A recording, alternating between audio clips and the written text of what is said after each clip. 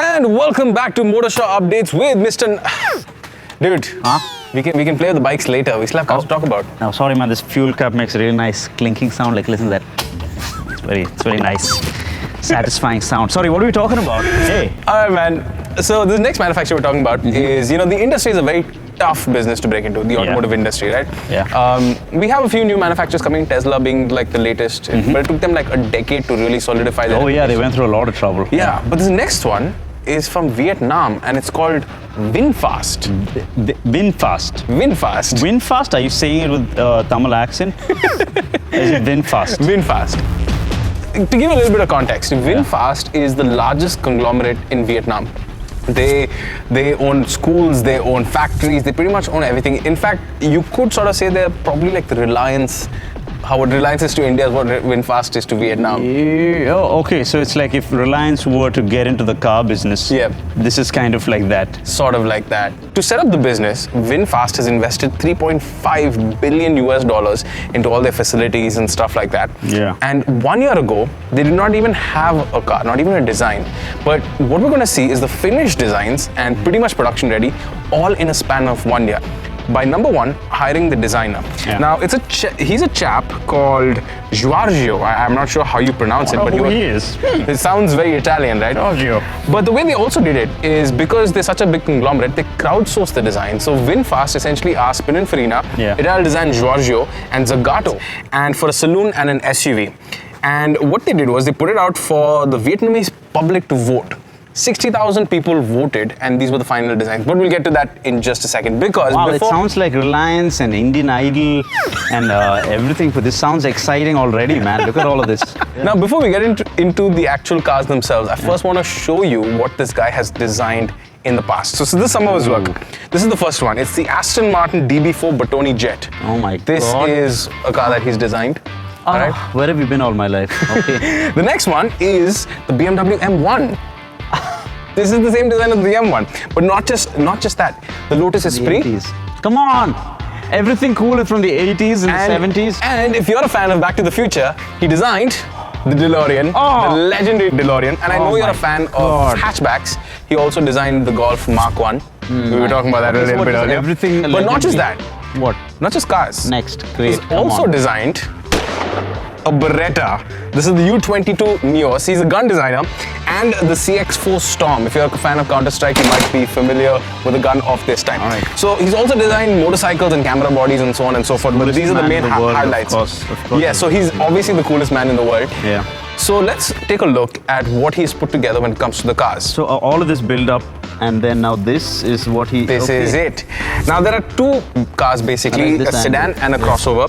The sedan's called the Lux A2.0 and the SUV is called the Lux SA2.0. We'll get to the nomenclature in just a second. But let's talk about the design first of this sedan. Again, very Italian. It looks almost Alfa Romeo-ish, right? Yeah, you're right. It's very Alfa Romeo meets Tesla meets... it's very nice though. Very brute. It's got my favorite design feature are what they've done with the LED DRLs. It's nicely integrated into one seamless line. Right. Looks very cool. Also, it's got dual exhaust in the back.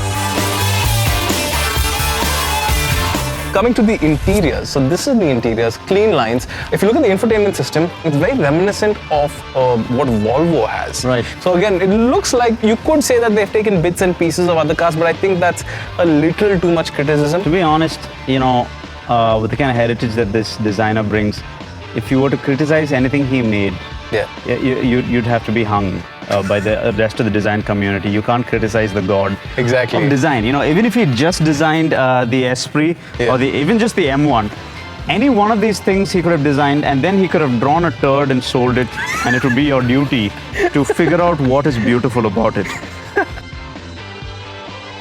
We'll quickly talk about the SUV as well. This is the SUV. Again, very interesting. If you look at the entire tail lamp cluster, it's almost seamless. So you just have the Vinfast logo in the middle. Pretty interesting. Dual exhaust pipes, always a plus. To me, if I had to sum up the design, in the front it looks a bit like the Alfa Quadrifoglio, the Alfa SUV, and the X5. I'm a bigger fan of the sedan though, than the SUV. I agree there. And going to the interiors of the SUV, again, very similar to the sedan. Yeah. Now, to give you some context of what these cars are. They're positioning these cars as luxury cars. Now, it's speculated that when the car is going to be launched, apparently it's going to be launched in Vietnam in December, so just a couple of months away. Right. It's going to be competing with like BMW, Mercedes, and all these other premium brands at a price of $50,000 US.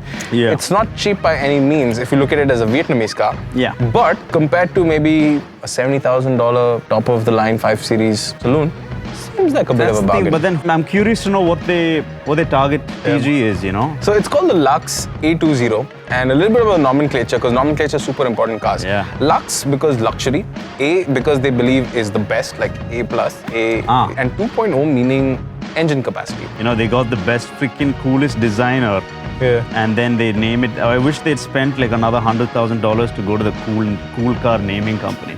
A-Lux 2.0 doesn't really roll off the tongue. Yeah, so I was reading up and it turns out the reason, and it makes sense why it came out so 1 year. 1 year.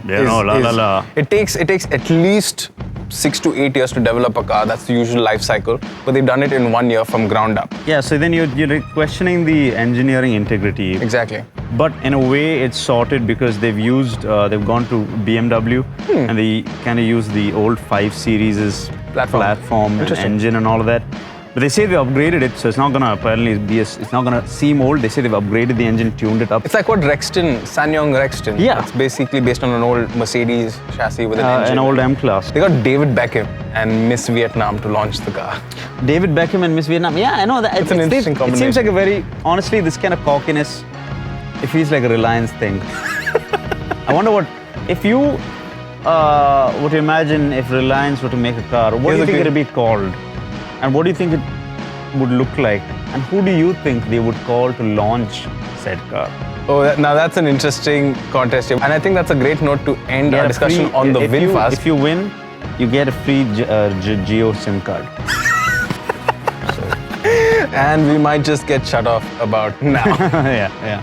Thank you for watching, folks. Stay tuned. More information coming your way. Yeah.